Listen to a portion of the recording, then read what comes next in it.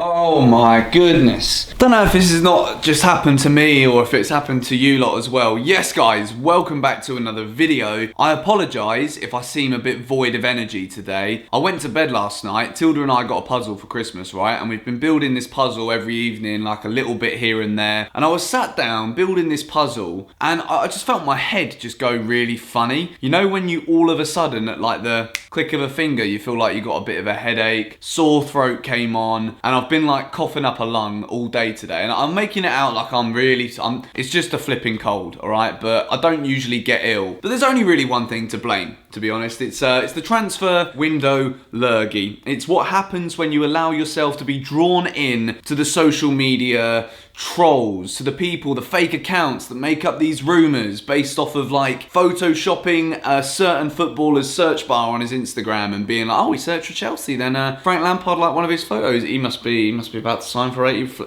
I've had enough of it, all right? I've got my Jamaican mug back again. We've got some chamomile in here. It should be lemon, ginger and honey. That is what you're supposed to have when you've got a sore throat and a cold. Chelsea, I'll cut to the chase. Chelsea have been linked with a £50 million rival defender. And the geezer who announced this on Sky Sports, you can just see he's there. He's got like one side of his mouth's going upwards and the other half is just like, I know something you all don't know and it's going to make everybody melt down. And melt down, we did. I got sucked into it as well. I really did. And this is exactly what was said. £50 million. Chelsea are extremely interested and the agents involved with the potential deal are also very confident of something going ahead. Now looking at this, you think, right, £50 million for a rival player. It kind of ruins the whole Ake thing because Nathan Ake, Chelsea have got a 40 million buyback clause. So that kind of moves him out the question.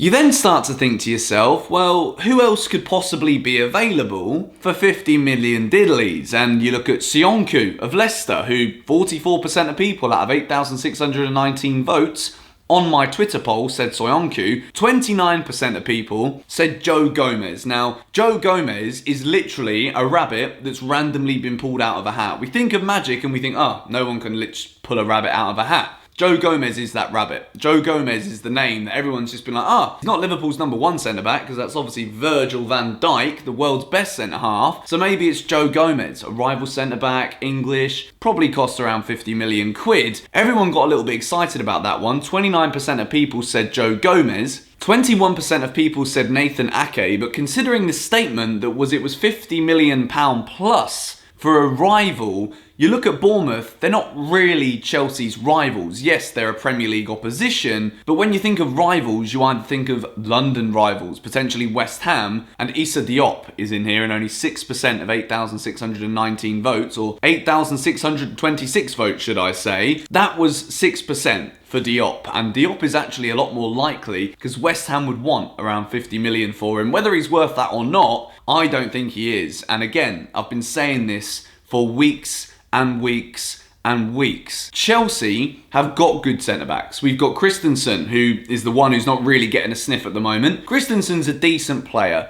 I don't think he's strong enough mentally, and I don't think he's strong enough physically for this Chelsea team, but he can play out from the back quite nicely. He can make those progressive forward passes. Rudiger, he does have leadership capabilities. I think he's a very good standing tackler of the ball. He's pretty quick. And I actually think Rudiger's a very good centre-half. Kurt Zuma as well. Little bit inconsistent, brilliant in the air, extremely strong. And I think this season, off the balance of everything, Kurt Zuma's probably put in the most best performances for Chelsea. Fikayo Tomori, the youngster, we know that he's going to have a massive future at Chelsea. He's the youngest defender we've got. And he's probably, again, been one of the best that we've had this season, playing in that left centre-back position. So you look at that, and you look at someone like Issa Diop, and it's like, well, you're kind of just throwing another name into that basket of players. Supposedly, Andreas Christensen is wanted by AC Milan. Now, if we're talking about that kind of conversation, AC Milan want Christensen. I don't see why Chelsea is supposedly linked with this £50 million plus rival centre-back when we could look at AC Milan's interest in Christensen and say, can you give us Romagnoli? Now, I don't think Romagnoli is as good of a centre-back as Kalidou Koulibaly, but I do think Romagnoli would be an actual upgrade on some of the others, and if we're looking at a swap deal with Christensen, financially, it would actually make a lot more sense for Chelsea than buying from a rival Premier League club. Speaking about the other two, Joe Gomez, I put out a tweet last night as well, And it got a lot of responses because people would buy it in. Liverpool fans were like, "Are you dumb?" I'll actually go through some of the responses here. You got Reece James SZN, "On my effing knees, praying." You've got Rudiger instead of Joe Gomez any day, which has obviously triggered the responses of some of the Liverpool fans. It's not going to be Gomez, man. That's probably not, to be honest. But, you know, we might as well just go along with the rumour mill as much as possible. Reece James, ex-Joe Gomez, ex-Fikayo Tomori, ex-Ben Chilwell. This is what they call on social media. Shout out to all of the people from Jamaica that commented on yesterday's video, though, by the way, for the Tracks and Records mug. I love it. So in terms of the rest of the replies, it's pretty explanatory in the sense of everyone's trying to bait one another, the same way that my tweet was to bait everybody else into being like, well, it's not going to happen, like, get out your ass and all this stuff. I do think, and it did win the poll, Soyuncu would be the best option out of all of those centre-halves for Chelsea.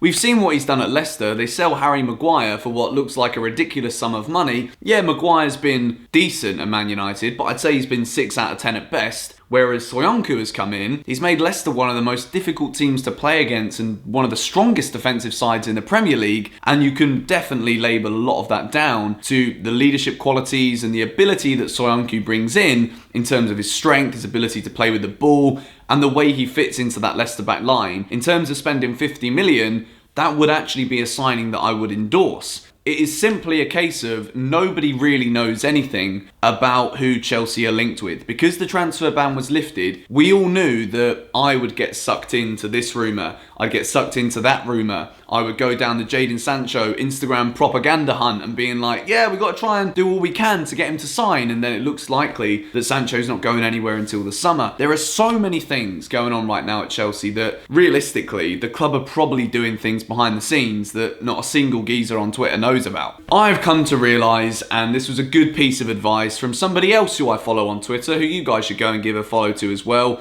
Tom Overend came out and said to me, only go on Twitter twice a day, and then you can't get sucked into all of the BS that comes with being linked with this guy, being linked with that guy, and because this guy like this, and it just gets a little bit messy. But in terms of the 50 million centre-half, Chelsea supposedly are in for a Premier League rival centre-half. I don't entirely know who this could be, but I'm looking at this right now, and again, I cannot help but compare it to Koulibaly wants to leave Napoli. He really is a world-class centre-half that could really make a massive, immediate difference to the Chelsea backline. Just go out and spend a little bit extra on Koulibaly, as opposed to paying over someone's market value just because we're going for a Premier League rival defender. Yes, we've got the benefits of Soyuncu, Diop, or Sanchez, or even Joe Gomez being a lot younger than Kalidou Koulibaly, but do I think these players are going to come in and make the world of difference to what is already a decent amount of centre-backs we've got at the club?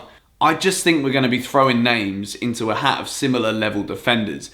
And I've said it a million flipping times in this window. I believe the future success of Chelsea Football Club depends entirely on whether or not the club see spending a lot of money on 3 world-class individuals that can walk straight into the first team. If we do that, I think that with the depth in the squad, with the quality of the youngsters, with the whole foundations that we talked about in yesterday's video, that Chelsea could be a massive force for the next few years under Frank Lampard. I think we've seen that tactically Frank is getting there. He's done a lot better than a lot of people have given him credit for, than a lot of people expected after what looked as though it was a lucky first season really at Derby. And these signings, yes, we're being linked with everybody. Yes, we'll continue to be linked with everybody because Chelsea have got money to spend, supposedly. I don't want us to just go out and buy mediocre players to keep just adding to a squad that's already talented. We need to add serious quality. Let me know in the comments down below, do you think there's any Premier League rival defender that can come in for 50 million? I do think Soyuncu would be an upgrade, and I do think he'd be a starting centre-back for Chelsea, but at the same time, I'm not fully convinced Leicester are going to be selling any of their defenders this January.